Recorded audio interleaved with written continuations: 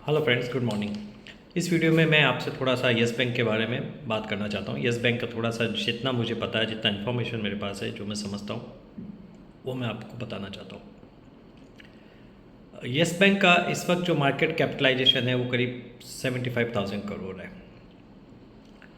और जो न्यूज़ आ रही है वो न्यूज़ इस तरह से आ रही है कि इसका $10 बिलियन की वैल्यूशंस पे सौदा हो सकता है, जिसका मतलब है 84,000 करोड़।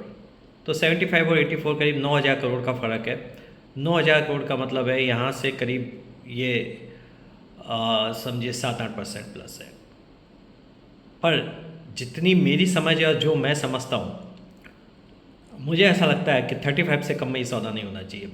एसबीआई ने और उनके कंसोर्शियम ने ₹10 में ये शेयर्स खरीदे थे जब येस बैंक में थोड़ा सा वो प्रॉब्लम हो गया था। येस बैंक एकदम डूबने के कगार पे थी और रिज़र्व बैंक ऑफ इंडिया को मैं उस चीज़ के लिए सैल्यूट करता हूँ कि रिज़र्व बैंक ऑफ इंडिया ने और उस समय बीजेपी गवर्नमेंट ने येस बैंक को बचाया। अगर बीजेपी गवर्नमेंट नहीं होती और रिज़र्व बैंक ऑफ इंडिया ने वो काम नहीं किया होता तो येस बैंक डेफिनेटली डूब जाती।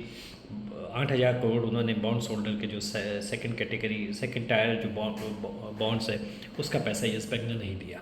वो येस बैंक आप समझ लें कि ख़त्म कर दिया वो पैसा। वो बॉन्ड होल्डर्स को बेचारों को पैसा नहीं मिला, लेकिन डिपॉजिटर्स का पैसा सेफ रहा। तो एसबीआई ने और उनके कंसोर्शियम ने ₹10 में स्टेक उठा के येस बैंक को बचाया। आज उस बात को मेरे ख्याल से 2020 के आसपास की बात है, करीब 4 साल से ज़्यादा हो गए। तो ना तो एसबीआई बेवकूफ़ है, ना इंडियन गवर्नमेंट बेवकूफ़ है, ना रिजर्व बैंक ऑफ इंडिया बेवकूफ़ है कि वो यहाँ से ₹24 का भाव चल रहा है 10% प्लस में 27.5 में स्टेक बेच देगी। ऐसा कोई नहीं करता, कोई बिजनेसमैन नहीं करता। एसबीआई का इसके अंदर इन्वेस्टमेंट सिर्फ और सिर्फ एक फाइनेंशियल इन्वेस्टमेंट था और बैंक को बचाने का भी उद्देश्य था, लेकिन वो फाइनेंशियल डिसीजन है।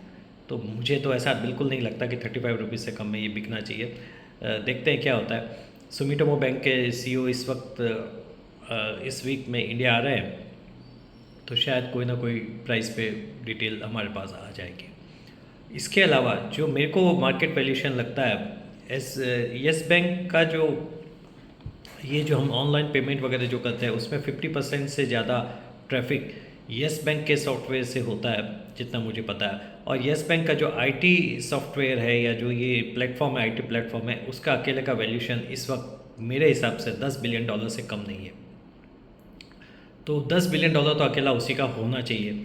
और येस बैंक का खुद का एक ब्रांड वैल्यू, येस बैंक की खुद की 1200 ब्रांच है, तो आराम से उसका 70-80 हज़ार करोड़ का वैल्यूशन होना चाहिए। मेरे हिसाब से येस बैंक 1.5 लाख करोड़ से कम का बैंक नहीं है, और उससे कम में अगर जाता है या जो भी है तो ये मुझे तो पता नहीं जो भी है क्या है, इनको बाहर निकलना या जो भी है।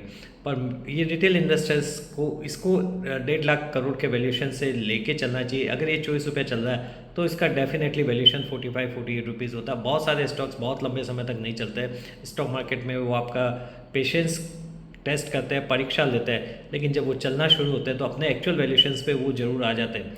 हाँ, ये थोड़ा सा टाइम लग जाता है, इसमें हमको पेशेंस की बहुत ज़रूरत होती है। हम सोचते हैं कि आज अगर हमने 1 लाख रुपए येस बैंक में लगाया, वो बिल्कुल नहीं चल रहा, तो 1 लाख रुपया हम एल&टी में लगाते, रिलायंस में लगाते, ताकि एटलीस्ट वो चल रहे तो उसमें हम पैसा कमाएं। तो ये बात तो ज़रूर होती है, लेकिन मल्टीफोल्ड रिटर्न अगर चाहिए तो आपको कई बार 5-5 साल 10-10 साल वेट करना पड़ता है।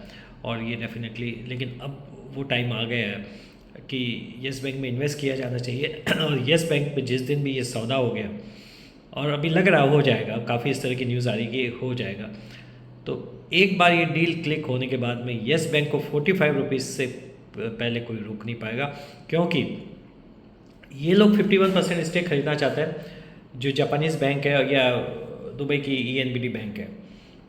एसबीआई उनके कंसोर्शियम के पास में 35% के आसपास है। एग्जैक्ट फिगर थोड़ा बहुत इधर उधर है, बट 34 से 35% के बीच में है।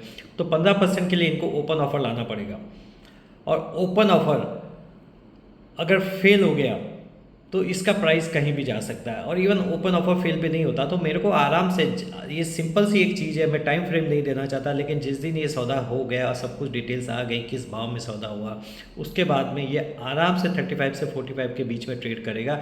एक बार 32 इसको क्रॉस करना जरूरी है। 32 इसको बहुत बड़ा यानी पिछले 5 साल का सबसे बड़ा रेजिस्टेंस है 32, जिसको क्रॉस करने में इसको बहुत मेहनत लगेगी। लेकिन जिस दिन इसने 32 क्रॉस किया और वहाँ पे खड़ा हो गया, अगला लेवल सीधा इसका 45 बनता है, उसके बाद 67 बनता है, उसके बाद 76 बनता है, उसके बाद 100 बनता है। ये लेवल्स है, इसके हिस्टोरिकल लेवल्स में आपको डेटा मुझे याद है इसलिए मैं बता रहा हूँ आपको कि 32 क्रॉस होने के बाद 45, 45 क्रॉस होने के बाद 65, 66, 65, 66 के बाद 76 और 76 के बाद में सीधा इसका लेवल 100 है। तो इसके हिसाब से हर गिरावट में येस बैंक को बाई कीजिए और 3 साल के लिए बने रहिए।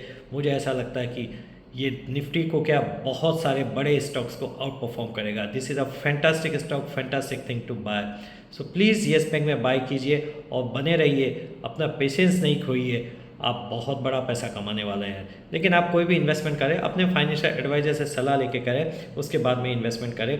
मेरा उद्देश्य यही है कि आप सब बहुत सारा पैसा कमाएं और मेरे को अगर 4 मैसेज ये लिख देंगे कि हाँ मैंने पैसा कमाया आपकी सलाह पे, मेरे लिए वही मेरा रिवॉर्ड है, इससे ज़्यादा मुझे कुछ चाहिए नहीं।